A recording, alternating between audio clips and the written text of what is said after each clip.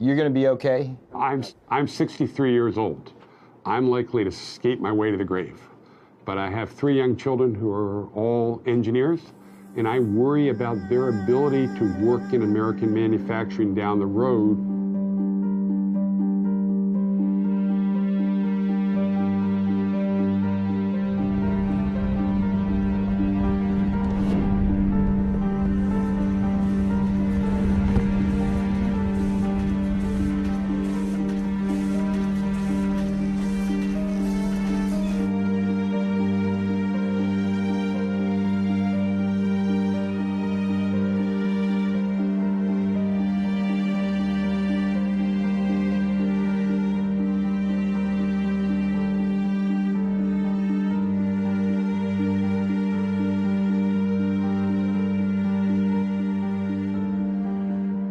I think that the water's going to get hotter and hotter, and if there's no event to wake people up, I think China can just own more and more and more and more of our debt, and everything's fine until that magical moment when it's not, and all the sorries in the world aren't going to make that any different.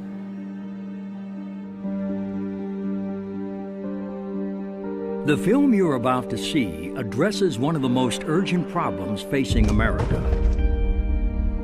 Its increasingly destructive trade relationship with a rapidly rising China. As you watch this film, it is important to always distinguish clearly between the good and hard-working people of China and their repressive communist government, now victimizing both American and Chinese citizens alike.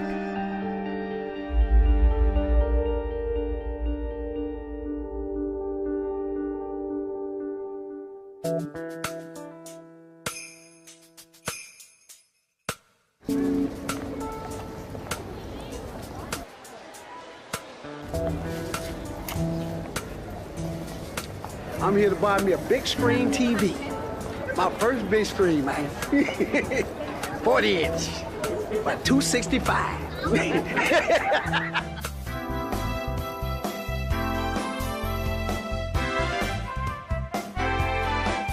Where's that product made? Probably in China. China. This is made in China. Do you know where that bike was made? No, but I know it's happy. Where were these products made, do you know? Probably from China, where else, everything else made. Oh, made in America. Well, American is better. So is this American? I'm not sure if it is American, but hopefully it is. Yeah, I think I got a great deal. Can't beat $300 for a 46-inch TV. Tell you the truth, I didn't even come here exactly for this, but I seen it and couldn't pass up the deal, man. For, $200, you can't really, beat that. So they told me it was $200, and now it's in my cart now, Did you see where it was made? Oh yeah, it was made in China. Hey, I'm fine with it, If the American people can't provide me with what I need, I gotta get it from China. Hey, it is what it is, I'm just being truthful, Don't hate me.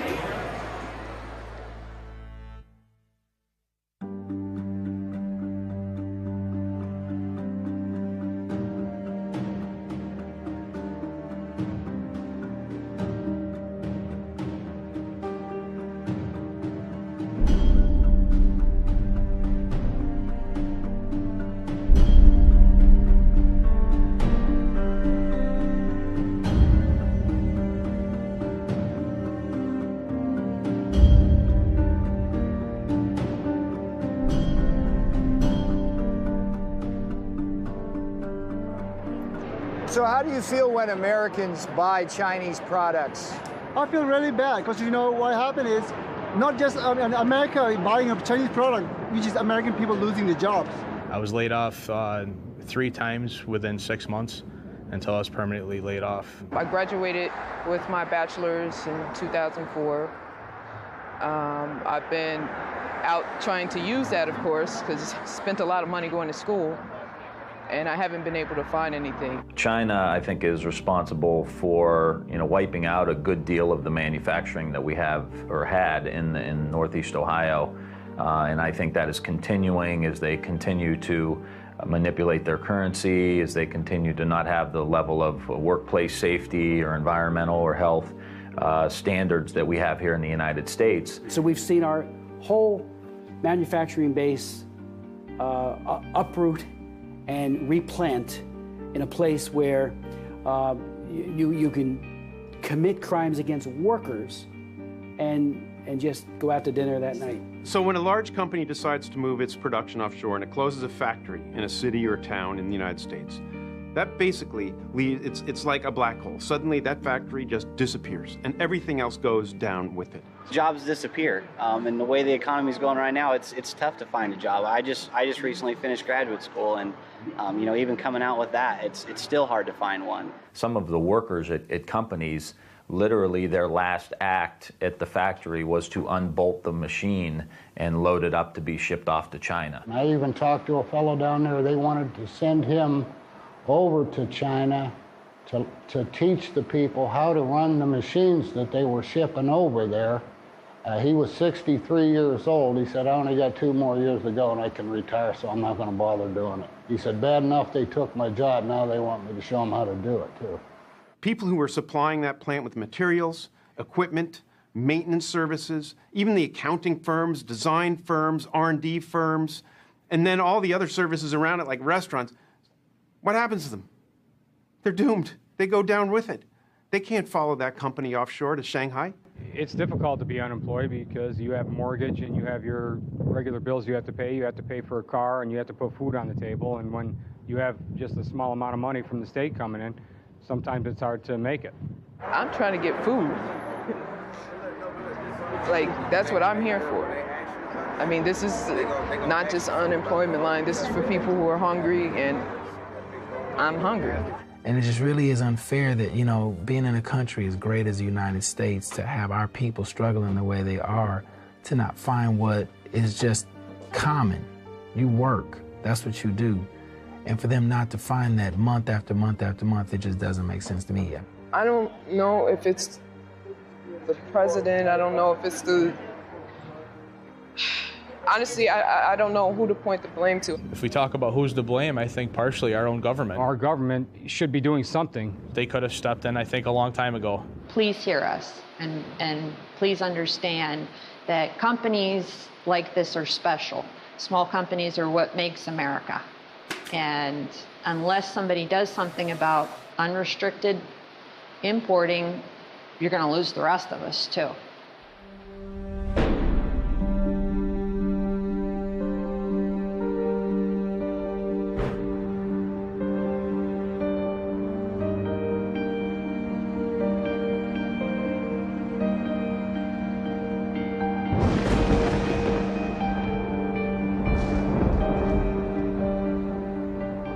Never had a really big and hostile country come into our markets. And most of the international competition we have faced from Japan, from Germany, from the rest of Europe has come without a sense that behind it was a government that has sought confrontations with the United States on a regular basis. The WTO, it's not based here. I mean, who in the United States is on the WTO? Does anybody know? In 2001, China joined the WTO, the World Trade Organization, with the strong support of a Democratic president and a Republican-controlled Congress.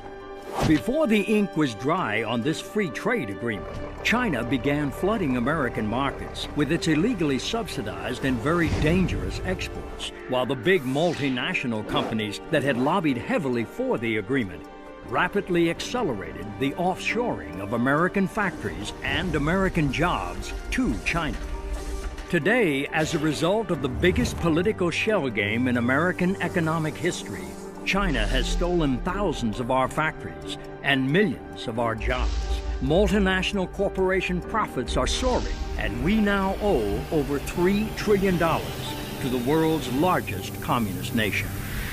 This was not how it was supposed to turn out. Ladies and gentlemen, the President of the United States. When William Jefferson Clinton was selling China's entry into the World Trade Organization to the American people.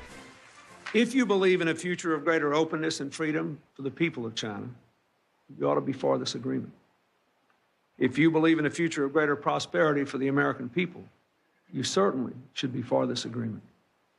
If you believe in a future of peace and security for Asia and the world, you should be for this agreement. This is the right thing to do. It's an historic opportunity and a profound American responsibility. In pushing for China's entry into the WTO, President Clinton embraced a doctrine dating back to President Richard Nixon, known in Washington circles as the policy of engagement. Peking, historic site for an unprecedented meeting between East and West. President and Mrs. Nixon arrive, and Premier Zhou Enlai is on hand to extend an official welcome to the presidential couple. It's Mr. Nixon's initial move toward his self-proclaimed goal, a generation of peace. Here, President Clinton offers his own vision of the goal of engaging China. I don't believe it's right to crack down on people for their religious views or their political expression or because they want to be in an association like the Falun Gong. I don't think that's right.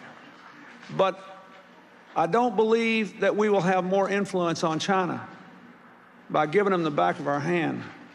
In masterfully arguing for China's entry into the World Trade Organization, President Clinton promised the brightest of futures for both American workers and American manufacturers. Economically, this agreement is the equivalent of a one-way street.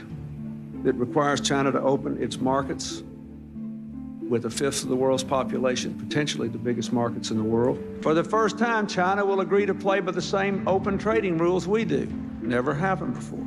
For the first time, our companies will be able to sell and distribute products in China made by workers here in America.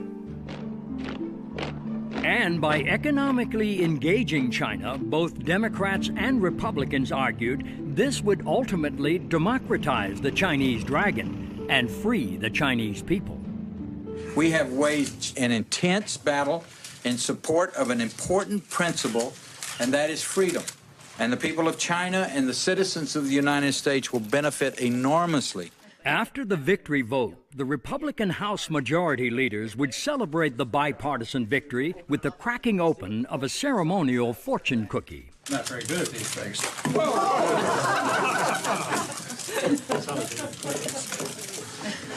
It's got a lottery number, no. It says, new American proverb, new prosperity awaits you because normal trade relations. Yeah! It's a confrontation of worldviews that we will win, and I'm looking forward to the future. So just what has America's future looked like since China joined the World Trade Organization in 2001? We are in a trade war, and stealing, lying, and cheating on the part of the Chinese is all part of it. Free trade's great stuff if you can get it. What we have with China is not free trade. For China to sell something at 1/10 of the price of what it would cost in the United States to produce, they are cheating monumentally in a major, massive sort of way on everything. When China joined the World Trade Organization in 2001, it promised to stop cheating and play by fair trade rules. That meant abandoning unfair trade practices like currency manipulation, illegal export subsidies, and abusing its workers.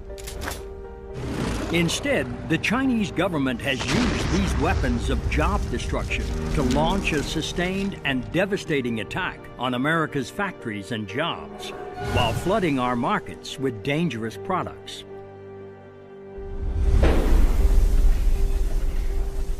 There's no question that a large part of China's competitive advantage has come from environmental neglect. But the Chinese government's willingness to use pollution as a competitive edge has come at a heavy price. China has the most degraded environment in the world. 16 of the world's 20th, dirtiest cities are located in the People's Republic. Less than 1% of their urban air meets the air quality standards set by the European Union. It's difficult to think about what is happening, particularly the lungs of children, breathing air like that. In one fell swoop, you can move your production to China and not have to deal with 100 years of regulations that we've put into place to protect our workers, to protect our society, just by moving your production to China, because they don't have any.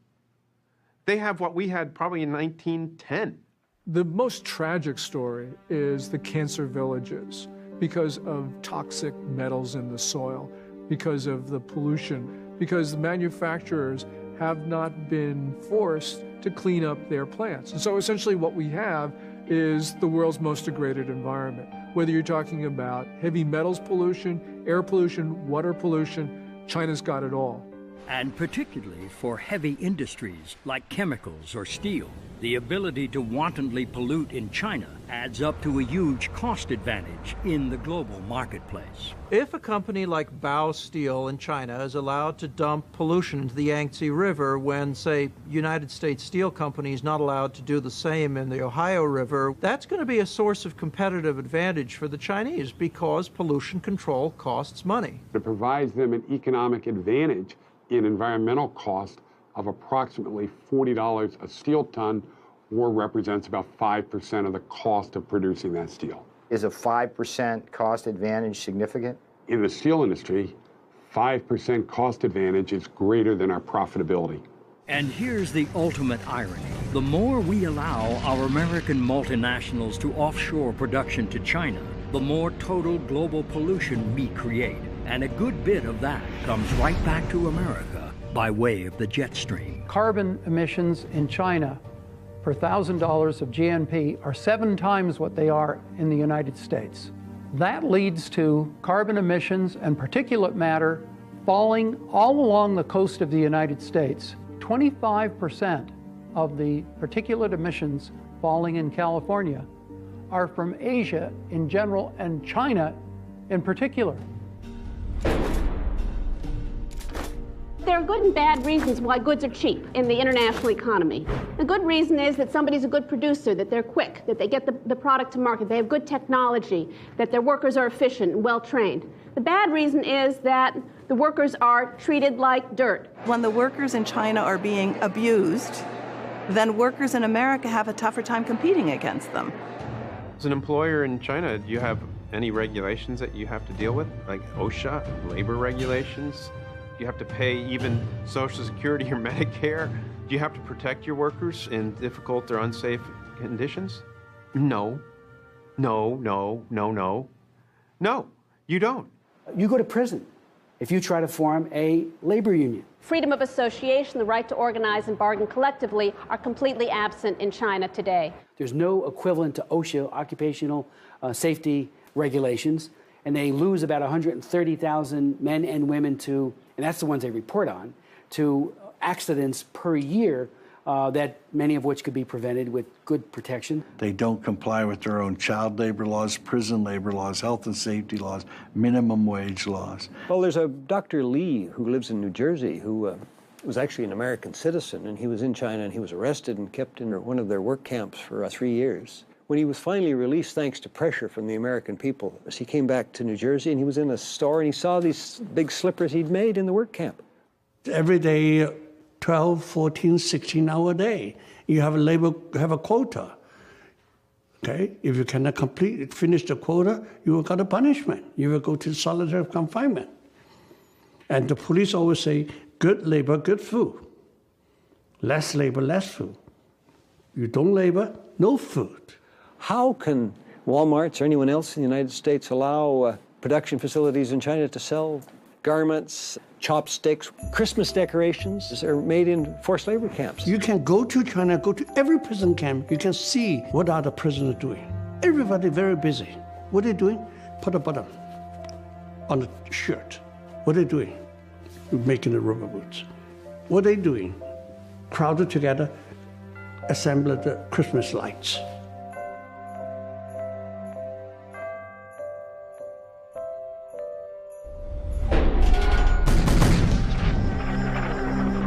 It's not all about China currency manipulation, but a lot of it is. China manipulates its currency by illegally pegging the value of the Chinese yuan to that of the U.S. dollar at a rate far below market value. Most economists would say that China gets anywhere from a 25 to 40 cent advantage for every dollar. So it's like having a tariff on goods coming from the United States of 40 or 50% by the amount that they're underpricing the currency. it also gives their exports to the United States a subsidy of 40 or 50% to capture our market and knock out domestic industries that might be competing with them. Simply, an undervalued currency makes Chinese coffee makers $10 a piece instead of 15 or 20, and it makes American cars in China $30,000 instead of 25. In other words, China's manipulated currency acts as a huge subsidy to Chinese exports to America and an equally big tariff barrier blocking American exports to China. The result, more jobs in China, fewer jobs in America, and a huge and chronic American trade deficit with China. The Chinese government does not deny this. Chinese officials themselves say that they fix the value of their currencies to help Chinese workers. When Premier Wen Jiabao was in this country recently, he said, if we allow the currency to float, Chinese companies are going to go bankrupt. Okay, but what about American workers?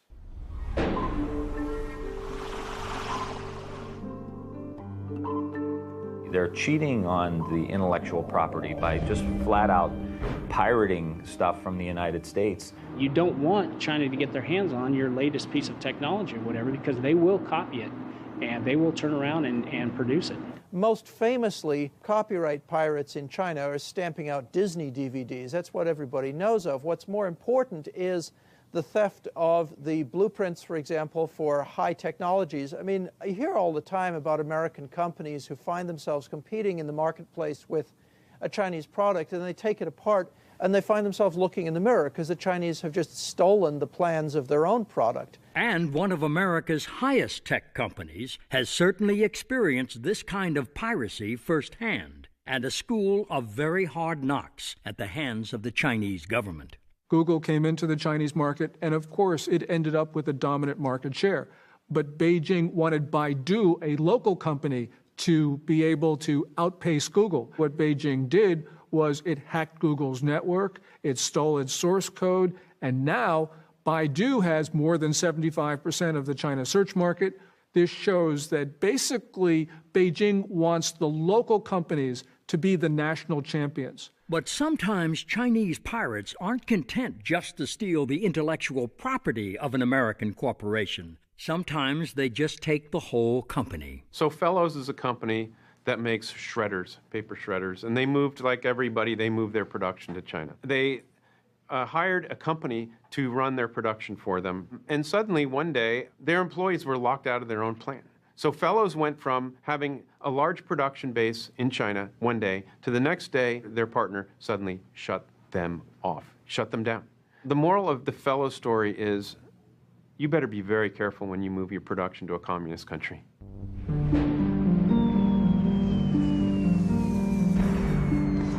It makes no sense that China, who produces 45% of the steel in the world, has high manufacturing costs, yet sells steel at the lowest cost in the world and is growing at a rate of 7 or 8%.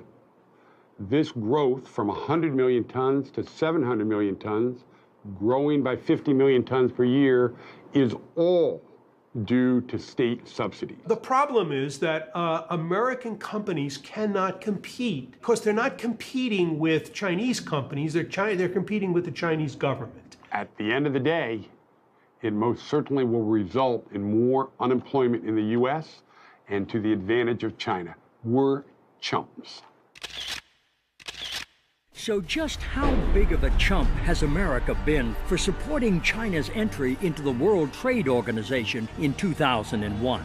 It's like we're in the Super Bowl of globalization, and in fact, we're being taken apart. And in this Super Bowl of globalization, when you tally up the score on human rights abuses and consider the plight of Tibet, the torture of the Falun Gong, and the crushing of religion and democracy, this much is clear. The Chinese government is the world's worst human rights abuser on the planet today. And when you tally up the score on China's rapid military buildup, this too is clear. China is the only major nation in the world that is preparing to kill Americans. And of course, when you count the jobs lost and factories gone and millions of Americans out of work. American manufacturing has been in an absolute crisis over the last decade. 5.5 million manufacturing jobs gone. 57,000 manufacturing facilities closed in this nation. So you're in a massive jobless recovery. You've got 28 million women and men who are in various stages of unemployment, twice the official number. When you tally up all these scores, it's crystal clear that China's entry into the World Trade Organization has been both a losing and a very dangerous proposition. Even as America has all but completely surrendered its manufacturing base to China. We don't make a single cell phone in the United States. Not one is made in the United States. There is not a single modern flat panel display factory in the United States. Does that matter? Are flat panel displays important for military applications? I think so. They're widely used. Every airplane, every helicopter has them. The United States right now is unable to put a single military aircraft into the sky without using components built by potential adversaries. We produce about $3 billion worth of printed circuit boards in the United States. China produces almost $20 billion. Machine tools, where we produce $2.7 billion. China's consumption was 10 times that amount. If you don't have a machine tool industry, what, do you have an industry? It's a, basic component of an industrial economy. But what about those green industries that some of our politicians say will create the jobs of the future? That's one of the reasons why we're accelerating the transition to a clean energy economy and doubling our use of renewable energy sources like wind and solar power. Steps that have the potential to create whole new industries and hundreds of thousands of new jobs in America. But here's the grim reality. We produce 4% of the world's global output of solar. One of the things happening in the market right now is it's being swamped by low-cost multicrystalline and polycrystalline silicon solar cells from China. We don't make computers. We don't make printers. We import 99% of our shoes.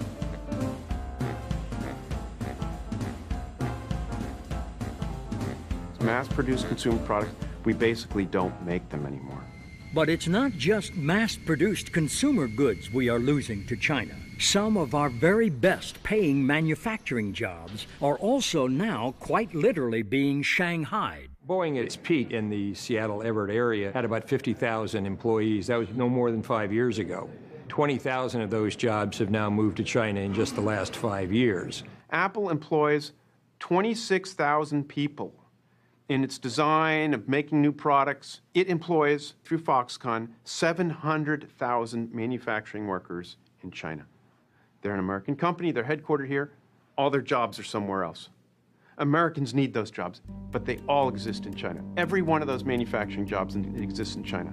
These are jobs that could very easily be in Silicon Valley, in Oregon, Northern California in general, along the coast, for which there are well-trained and very interested women and men who would take them in a heartbeat. And even white-collar workers are now in China's crosshairs. The white-collar worker understands that China is now moving up in the feeding frenzy to, for example, software and other kinds of production. They're moving away from just process technology up to more really intellectual technology. Now, it's not a very big part of their economy, but you can look in the United States, it's having a devastating effect. If the jobs for production move to China, the support jobs for white collar, to a big degree, will move to China. Meanwhile, our rapidly accumulating Chinese debt has become a national joke, literally. The U.S. government to default. That's right. China's mad at President Obama for meeting with the Dalai Lama. I mean, come on. Obama doesn't owe them anything, except like $14 trillion. And that debt represents a very real claim on American assets. And then China would back a tow truck up to Kansas and drag it off to Guangdong province. I find it ironic that the corner of capitalism, the J.P. Morgan building down on Wall Street, is now owned by a Chinese company. As for that hope that economic engagement would lead to a more free and democratic China. George Bush Sr., remember him? He was the ambassador to China way back when. And so he liked China. He liked those guys over there. Things are good in China. Economic growth in China has not led to its becoming more democratic. It has led to a more sophisticated, better financed form of authoritarianism.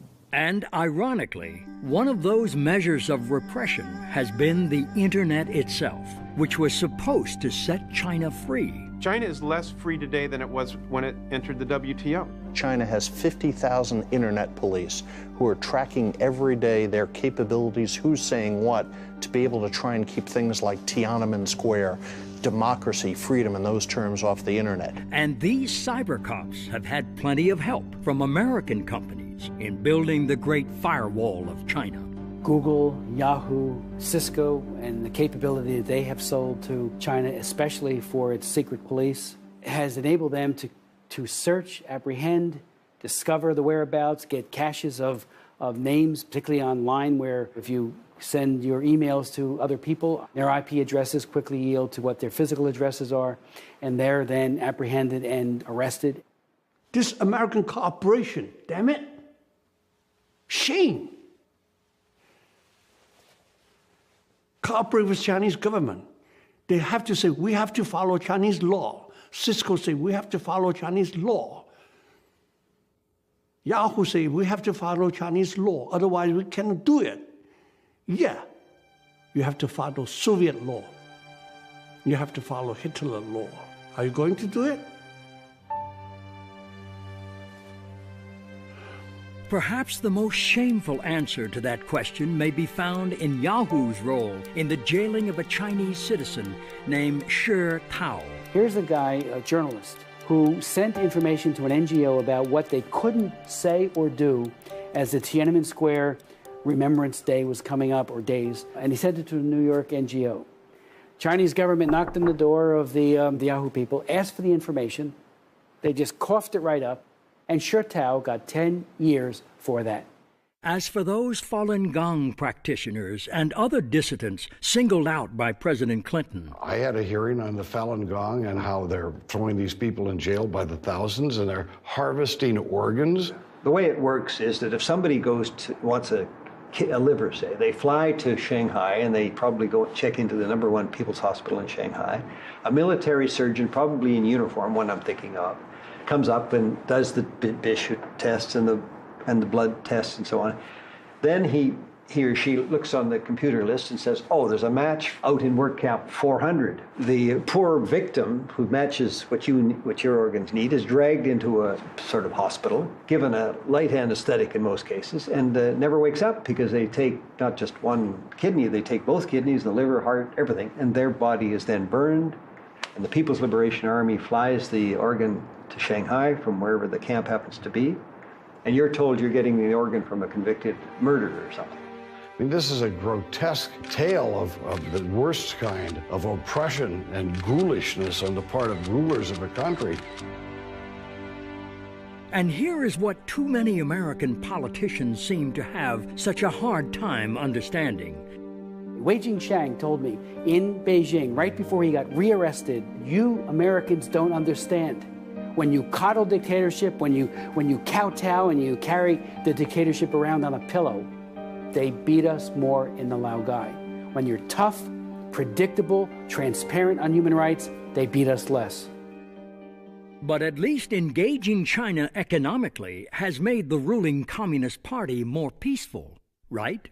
China's military power is strengthening very, very rapidly. They are building up their military capabilities in hard weapons as well as in cybersecurity. China has a population which is about 5 times the size of the United States. And that means that if they have a comparable level of development, they probably will end up with a military 5 times larger. And I don't care what kind of technological edge we have, it would be very difficult to prevail over an adversary that is 5 times larger.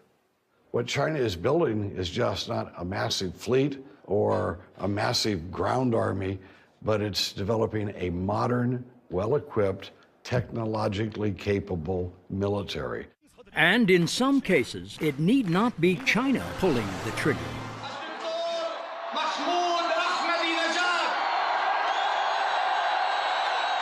Or launching the missiles, as the case may be.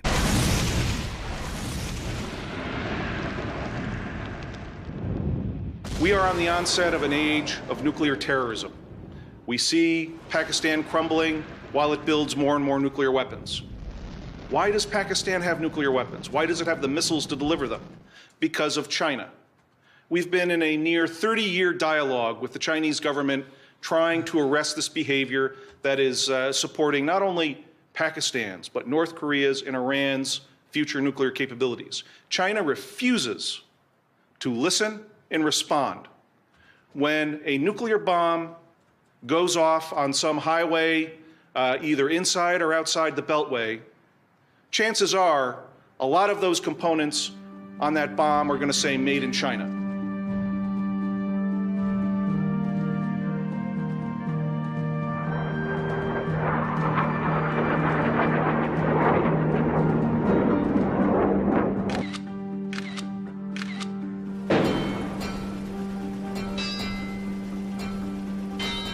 I had my children's Thomas the Train sets recalled because the ink on the red ones was lead poison.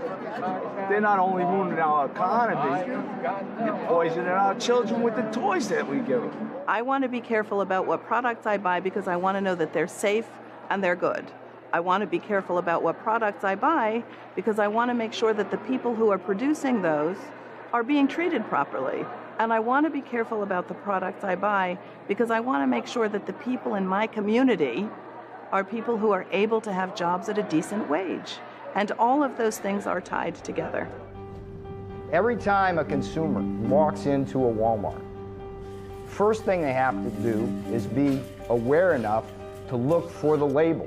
Then when they pick up that good and it says made in China, I want them to think, it might either break down or it could kill me. Number one, this thing, if I buy it, might cost me or someone in my family or my friends their job. Lastly, hey, if I buy this, that money's going to go over to help finance what is essentially the most rapid military buildup of a totalitarian regime since when? The 30s. I mean, make no mistake about that.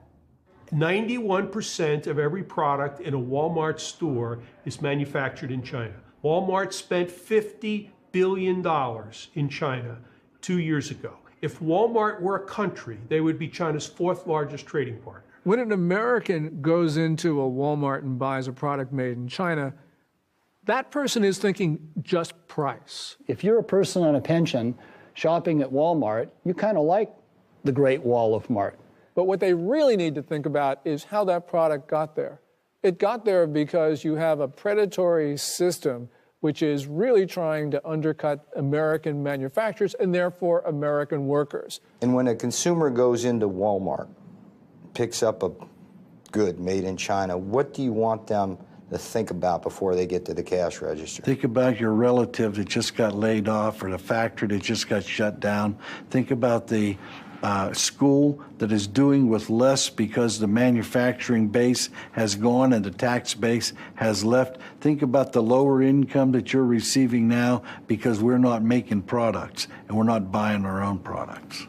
When Americans buy a product from Walmart, I want them to remember the children, the family, the workers who has earned very, very little from those products. This is not just an economic matter, this is a security matter because the Chinese government has made it clear that it wants to undermine America's role in the world. So, yeah, things are cheap at Walmart, but we have to understand the consequences. But even if you don't want to consider the broader economic or national security consequences of consuming goods made in China, you may at least want to think about your own personal safety and that of your family. If you put it in your mouth or the hands of a child, don't buy it from China. Over the last 5 years, we've had a number of scandals involving Chinese products. And these products have killed people, not only in China, but also in the United States. Do you want to buy pipe for your residential community that's going to put all the water into everybody's houses that is tainted with arsenic and mercury so that it'll leach out into your water so that when you turn on your spigot in your house, you're suddenly contaminating yourself because that pipe was made cheaper in China? Goodyear Tire outside of Montreal that closed about 4 years ago and put 850 people out of work. Moved the production to China because they could make tires, I think it was for $4 a tire cheaper. And not long after they they started up in China, the transportation agency in the U.S. said the tires being produced there were unsafe. I mean, is this what corporate America or corporate Canada thinks is the way they should be conducting themselves? I don't think so. We're importing a lot of their apples. They spray them with Alar. You know, that's illegal in the United States. You want DDT on your apple? Buy it from China, and we're buying a lot of apples from China. We're buying everything from China, and there are no environmental controls.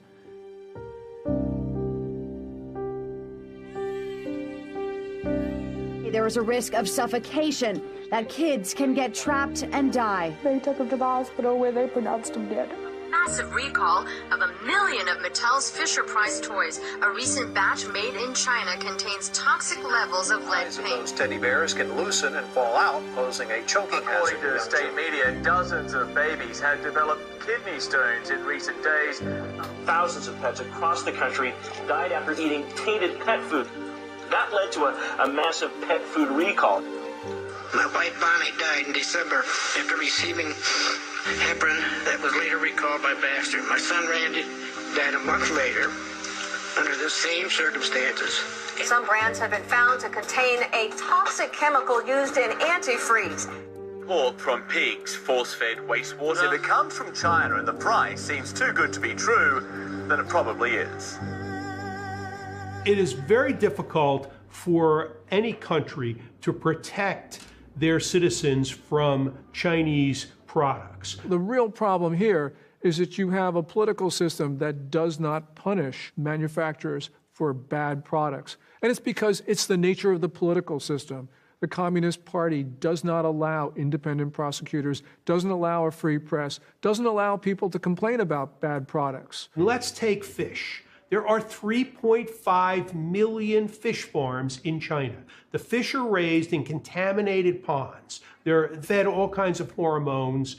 And the biggest market for that fish is the United States. 85% of the tilapia comes from China. Most of our shrimp comes from China.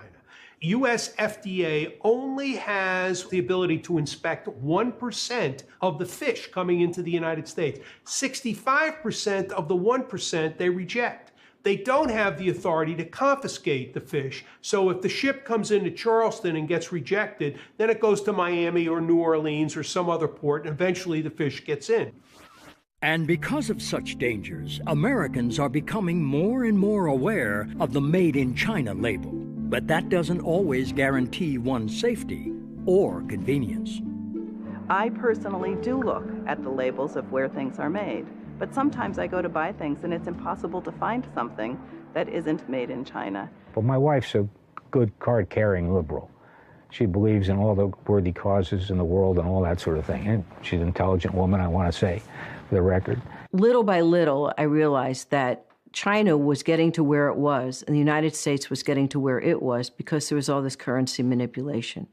And it just seemed like the United States government was not doing a whole lot in the name of international trade to try to stop what was going on in China, which was able to lure a lot of jobs. Some months ago, she decided that, to the best of her ability, she wasn't going to buy anything made in China. So our microwave oven failed. We don't have a new microwave oven because she could not find one that was not made in China. When I went to look for a microwave, a freestanding microwave, there was nothing that wasn't made in China. I went to 5 different stores, from high-end hardware stores to low-end discount places.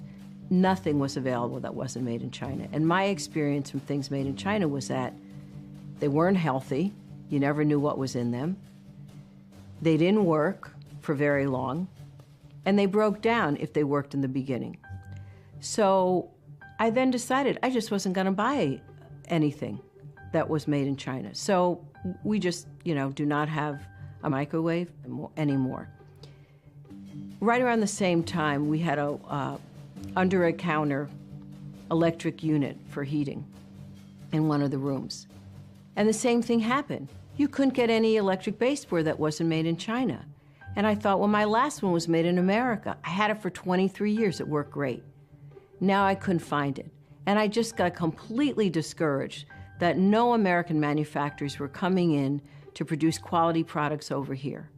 And that's the dilemma we now find ourselves in. As China has used its weapons of job destruction to so thoroughly capture our markets, we are left with few choices other than to buy from China. But the more we buy from China, the more risks our families face from dangerous Chinese products, and the more jobs we lose. And because this is true, we now must also confront this much bigger truth. We import a lot of stuff from China, but a lot of it we don't pay for. I mean, we've got no goods to ship in the opposite direction. So we just ship bundles of dollar bills. Between $2 and $3 trillion is available to buy up pieces of America. In other words, we're living beyond our means. We have an artificially high standard of living. We're consuming more than we create. That's a very dangerous situation, okay? And especially if your principal creditor is a nation like China. So just exactly how did we in America allow ourselves to be backed into such a dangerous Chinese corner? When you live in a democracy, it's always subjected to being hijacked. And our democracy has been hijacked by the multinational corporations. The corporate responsibility is to its shareholders, and it often has a legal fiduciary responsibility to its shareholders. The government has a responsibility to the people and the national interest. Those are not necessarily the same. U.S. multinational corporations knew exactly what was going to happen. They didn't have any plans to increase exports to China after China joined the WTO. They had plans to move production to China, but they were, I'd say, dishonest or disingenuous, because the whole rhetoric around China joining the WTO was about free trade and opening markets and engaging with China. For the first time, our companies will be able to sell and distribute products in China made by workers here in America, when in fact it was really self-interest and profit motive on the part of U.S. multinationals that drove that debate.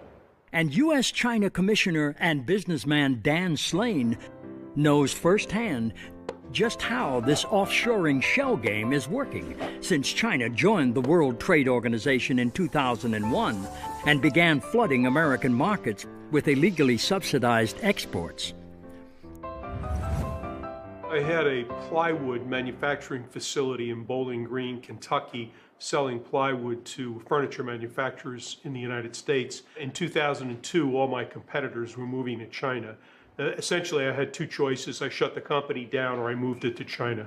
And I opened up 3 factories in China and delivered to the customer in the United States 50% cheaper than I could make it in Bowling Green. And Slane's newfound competitive edge was all due to China's illegal weapons of job destruction. Manipulating the currency was a huge help for me because it kept our prices down. I had no environmental issues, and the most important thing was that I could sell my product at cost, and every month the Chinese government would send me a check for 17% of my exports, and that was my net margin and my profit. So was Slane wrong to offshore his factories to China? This interchange with U.S. China Commissioner and multinational corporation lobbyist William Reinsch offers some perspective. It's not generally regarded as the job of a large American company to, substitute itself for the government. What most of the companies want to do is they want to be consistent with government, with U.S. law and U.S. practice. If the government tells them that they would like them to do something, they generally do it. So they don't have any responsible per se to the American people other than obeying the existing laws and regulations. Is that fair? Well, what responsibility would you like them to have to the American people other than trying to be good corporate citizens and to be profitable? Would you define a good corporate citizen as a company that moves its factories over to China and creates massive unemployment in the Midwest? Is that good corporate citizen? Well, I think that you'd have to go case by case. And in Dan Slane's case? The difference between myself and General Electric is that I had no choice. I either moved to China or I shut the company down. I couldn't compete. Jeff Immelt at General Electric does have a choice. He can sacrifice some profits, keep his technology, and in the long term be much better off manufacturing in the United States. Congressman Tim Ryan understands this distinction between small domestic manufacturers and the big, well-heeled multinationals better than most. There's a huge divide here between the mom and pop a tool and die maker that has been in Youngstown, Ohio for 100 years, in the global corporation that's involved in the global financing of all of this stuff, the global manufacturing, and not really concerned with any one country. They're concerned with how they can best do business. And one of the biggest obstacles to passing tough legislation that would stop China's unfair trade practices is the lack of political clout of America's domestic manufacturers. And to go chasing down after all of the political rhetoric of dealing with this issue and that issue and running for Albany or running to Washington, D.C. and setting up meetings and stuff, it's too costly, it's too time-consuming, and it has nothing to do with building drum and barrel handling equipment and helping this company to be successful. And that's the issue here. They don't have lobbyists down here. There's very few organizations that really represent the small and mid-sized manufacturers. You know, I can think of one or two that really do a great job, but they don't have the impact, the campaign contributions, the corporate influence that some of the big dogs have. And just who is one of the biggest dogs on the Capitol Hill lobbying block? Behind me is the headquarters of the National Association of Manufacturers, which unfortunately has become a major misnomer in recent years, because the name really should be the National Association of Manufacturing Things Someplace Else. If you go back and you look at the National Association of Manufacturers meetings in which they were talking about endorsing or not endorsing the Ryan Murphy China currency bill, you will see that there was a huge split where the small and medium-sized manufacturers endorsed the bill. But the 20% of the membership that gives 80% of the dues didn't want to have anything to do with the Ryan Murphy China currency bill. Brian O'Shaughnessy is the chairman of Revere Copper, a company founded by none other than Paul Revere, and the oldest manufacturer in America. And O'Shaughnessy has been on the inside of the National Association of Manufacturers when it has opposed bills like those offered up by Tim Ryan to stop China's currency manipulation. I stood up before a group of 300 of the most powerful CEOs in this country, and I told them, as we consider NAM's support of this bill, I think those of you who have facilities in China, I think you should recuse yourself from voting. You're conflicted. You have to choose between your company and your country, and you can't do that. Well, I was shot down in flames. By all intents and purposes, a lot of these companies are not American companies anymore. General Motors takes TARP money and opens up factories in China. Caterpillar Tractor shuts down plants in Peoria and opens up 3 factories in China. General Electric and Boeing are essentially trying to become Chinese companies. Look at Coca-Cola. American-sounding company, isn't it? I mean, how American can you get other than Revere, Coca-Cola? The president of Coca-Cola is from South Africa. The chairman is from Turkey. Now, you want to ask them what America's international trade policy should be? You shouldn't listen to them. While Coca-Cola's executive suite may look like the United Nations, it is purebred American CEOs from companies like Cisco, Ford, IBM, Honeywell, Motorola, Intel, and Apple that keep sending so many of our jobs to China. We design the iPad, great. We get the profits from the iPad, fine. We don't get the jobs. Profits versus jobs. That's a conflict Ralph Gomery sees as the root of America's offshoring problem.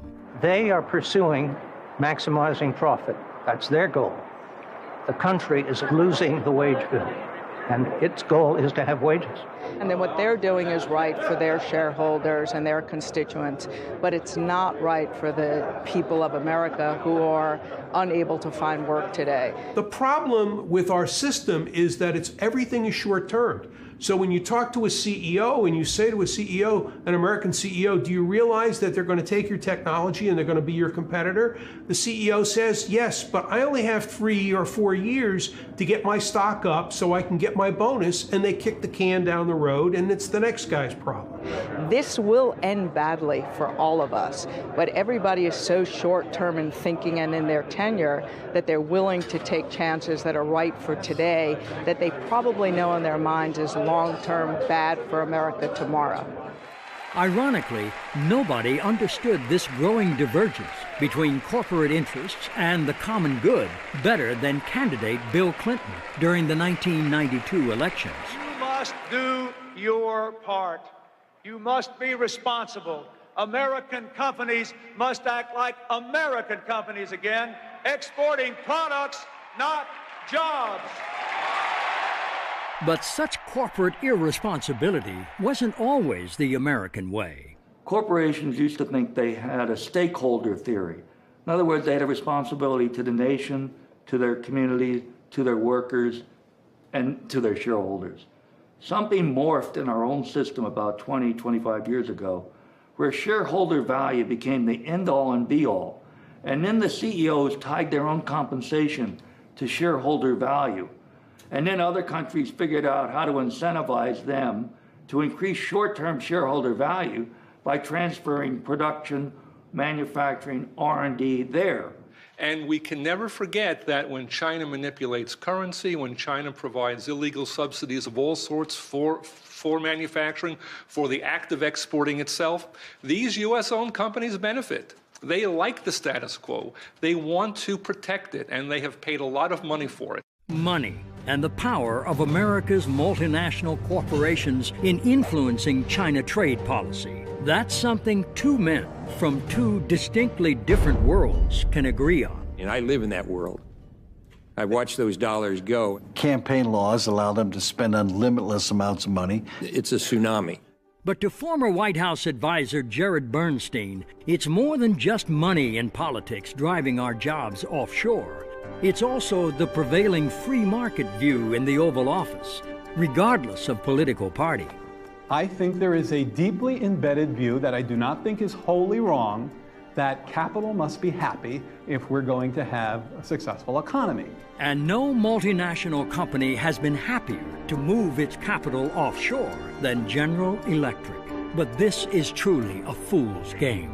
The Chinese have no intention of turning over their domestic market to foreign companies. Once they're able to master the technology, they are going to make it very difficult for foreign corporations to make a profit. When I go out and do speeches to corporate audiences on China and they want me to talk about strategy, it's like, hey, you're going over to China, you're giving them your avionics so you can participate in a regional jet game in China, and 2 or 3 or 5 years from now, you're going to try to sell your regional jets in Europe, and your biggest competitor is going to be that China guy. How stupid is that?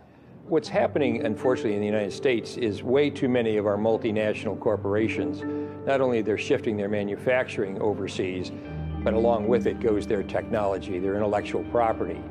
And while many of us are concerned, deeply concerned about the loss of jobs, we're just as concerned about the loss of intellectual property. That's sort of the future of America.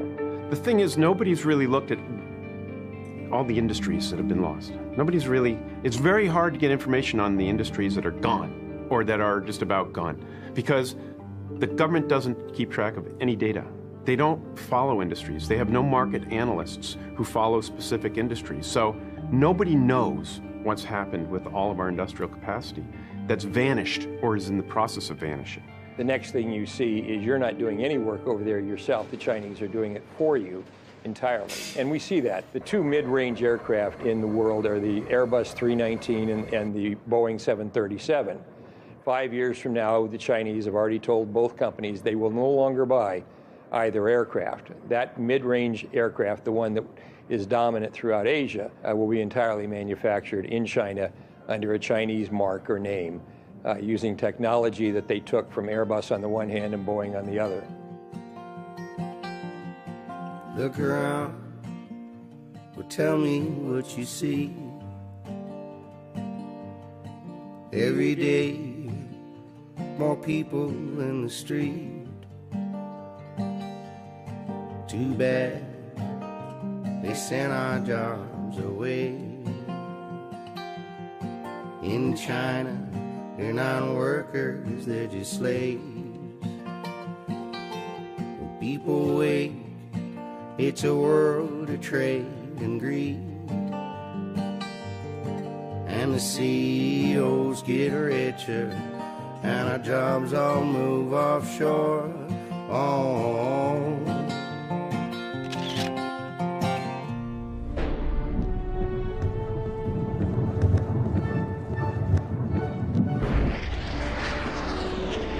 The Soviet Union could make an unbelievable intercontinental ballistic missile, but they couldn't make a loaf of bread. Now, we can make a stealth fighter, but we can't make a pair of shoes. You can't be a world power if you don't make anything but hot air. And we're well on our way to that.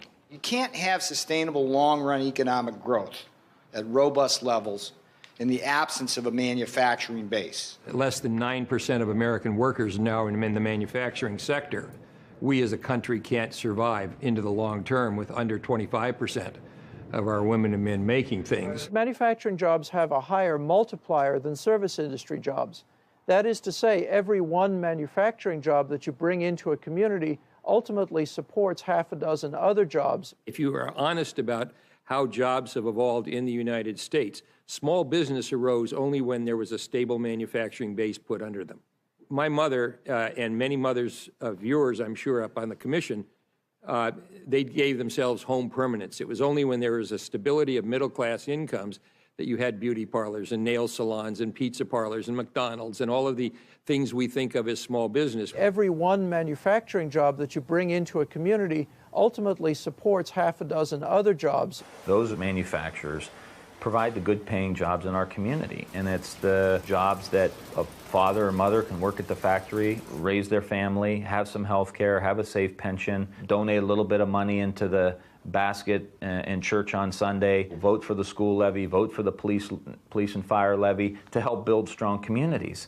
And when those factories got wiped out and they went from 200 to 30 people, it becomes very difficult for these communities to sustain themselves. Ultimately, the most important reason why America must restore its manufacturing base is to hold on to the research and development, the R&D.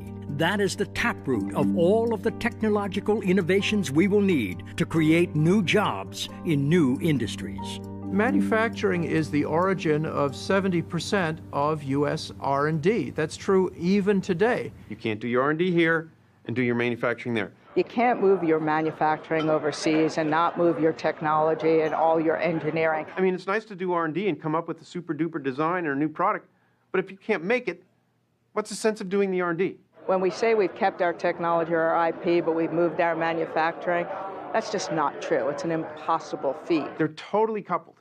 So as manufacturing has moved offshore, R&D has gone right with it. So as we move more and more manufacturing over to China and people can re-engineer and understand how things are made, we are teaching the country how to compete with us, and ultimately they are. So that the new products, the next cutting-edge product, is being developed there where the manufacturing's going on in China rather than here where the manufacturing was and now is no longer.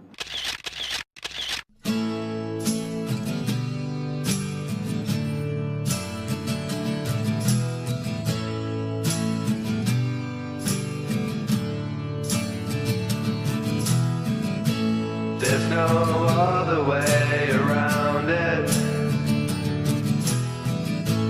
We can't make it on our own.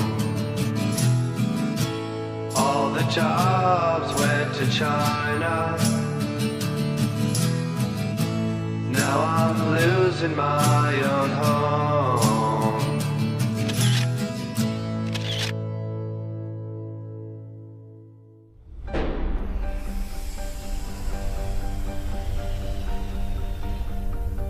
We need to change course. We need definitive U.S. action. We need to show the Chinese that there are limits, that they have to be responsible citizens, and if that they're not responsible citizens, there are consequences. I like the idea of doing business with China.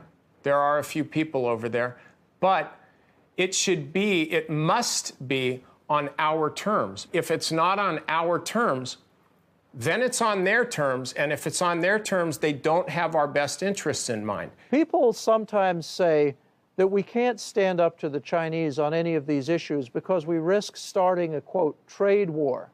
My message to the American people is that we're already in a trade war. What's wrong with taking China to task? They pirate our technology, they pirate our intellectual property rights, they counterfeit our goods and services, and no administration has the backbone to stand up to them. It's been dismaying for me to see a succession of administrations, both Republican and Democratic, unable or unwilling to take on the China trade imbalance.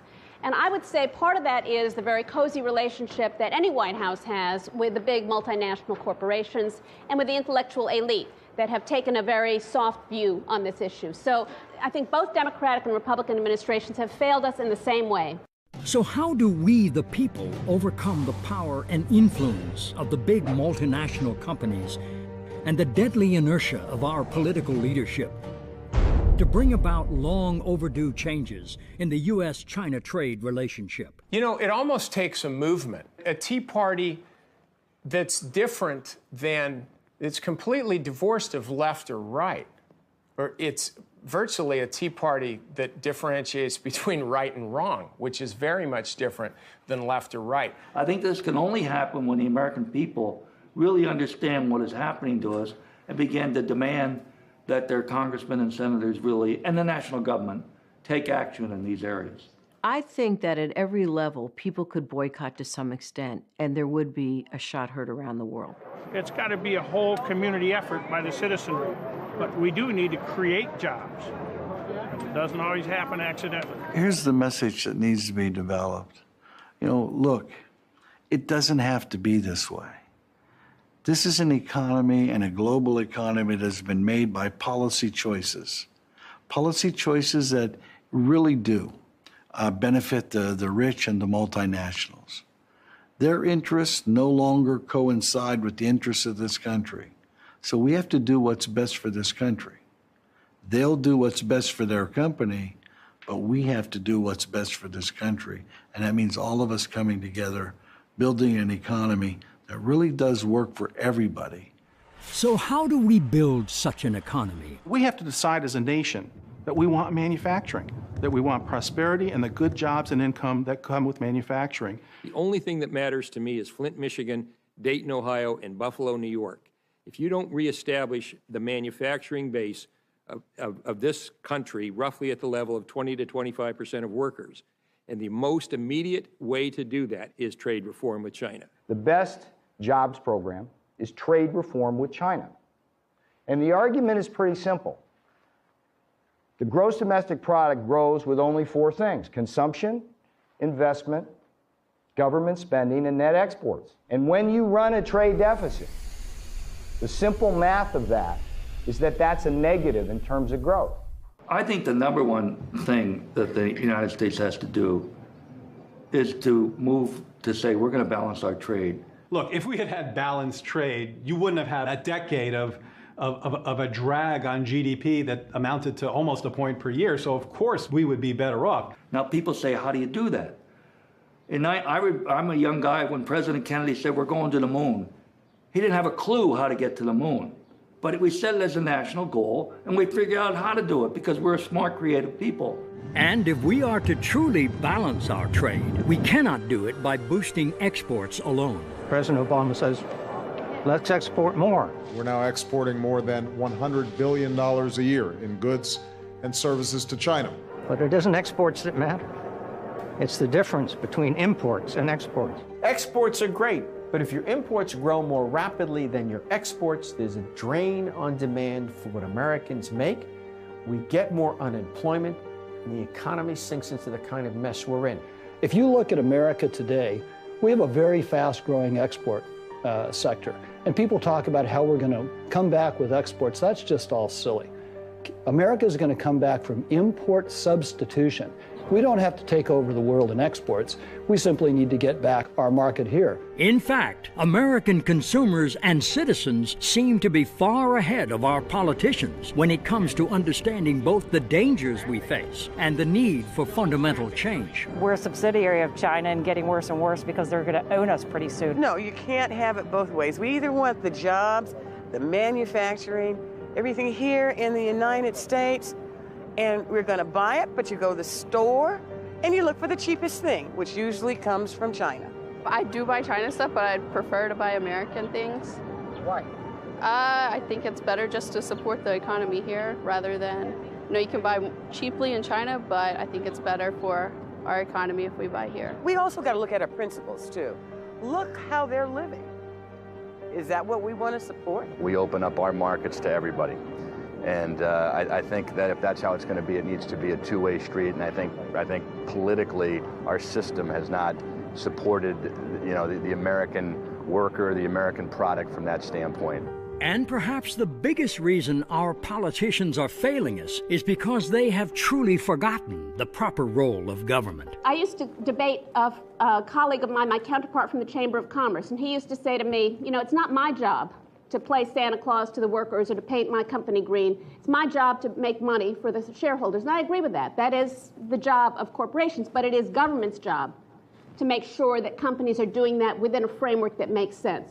I think the field that we're playing on not only needs to be leveled, but I think everybody needs to be on one field. We're not even on the same field as the Chinese. We are paying very good wages. We're providing health care to our employees. We are in a regulated business as far as workplace safety for our employees. We pay our taxes gladly, and we cannot compete with a non-regulated workplace that pays their employees pennies and are allowed to import their goods into this country with no restrictions. I mean, what is the alternative for America? Say all of our workers should take a 50%, 60% pay cut, and then we'll really take on China. We'll get them, or have dirtier air, or have the Cuyahoga River catch on fire again because there's so much pollution going in. Is that really how we're going to compete with China? I think it's the complete opposite. I think we reinvest back into our workers. I think we jumpstart the middle class, and I think have policies in place that would encourage manufacturing back here to put those good jobs in place here in the United States. But even if we ultimately solve our economic problems, there will still be very difficult challenges ahead in the U.S.-China relationship. If tensions do rise, we must always remember this. There's a real difference between the Chinese people and the Chinese government. Most of the criticisms that we have are of the Chinese government, the actions that the Chinese government has taken with respect to trade policy and worker rights repression, and the Chinese people suffer from a lot of those same policies. China until today is a totalitarian regime, is a dynasty. No change at all. Not republic, not people's country. We need to understand China better. We have this sort of glowy view of the trajectory of China's history. But what we have seen, especially over the last couple of years, is a China that is moving in the wrong directions on everything. And it's not just human rights. It's its relations with its neighbors, its economy, you name it. This is a country that is going backwards in all phases. I hear people referring to the PRC or the People's Republic. Well, let's be honest. As soon as we accept that phrase, we're joining China in the reality distortion field. It's a lie. It is not the People's, and it is not the Republic. Stop saying that. It's Communist China. We've got to spread the word that there's danger out there, and we need to change our policies. We can no longer afford to treat a communist dictatorship in China as we would treat any other democratic institution, because they have treated us like fools for doing that. And that's because we have been fools.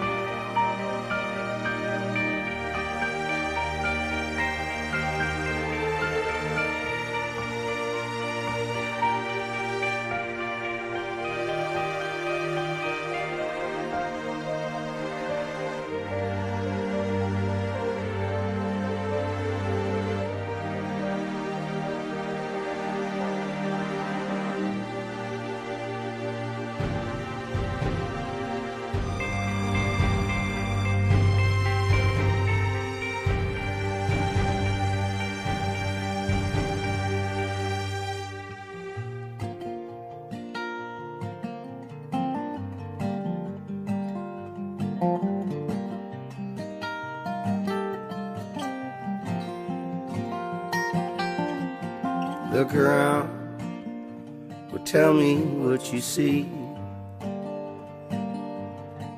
Every day, more people in the street. Said I used to work in a factory. Right now, I'd work for anything. Oh, oh, oh, oh. At least on me, but my family I wish to feed. Not much, but we got simple needs. Too bad they sent our jobs away. In China, they're not workers, they're just slaves. When people wake, it's a world of trade and greed. And the CEOs get richer, and our jobs all move offshore. Oh, oh, oh, oh, oh. My oldest son got a college degree. He dreamed of running a factory. Now he's back home just living with me. And there's no bright future my boy could see. 16 hours, 7 days a week of unions and freedoms they cannot speak. Gotta rise and get up off your knees before they buy up all our dreams.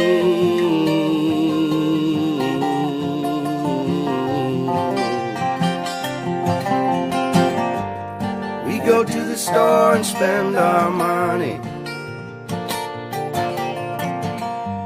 send all our dollars overseas.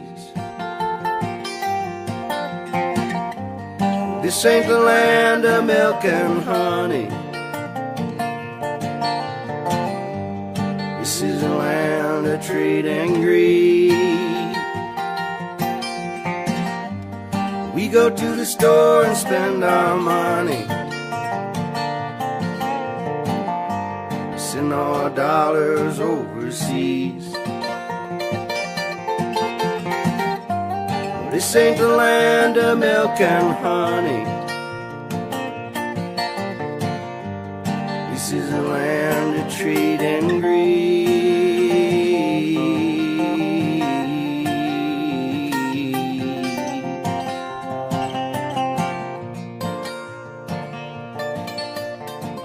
And this whole notion that what's good for multinationals is good for America, that's completely wrong.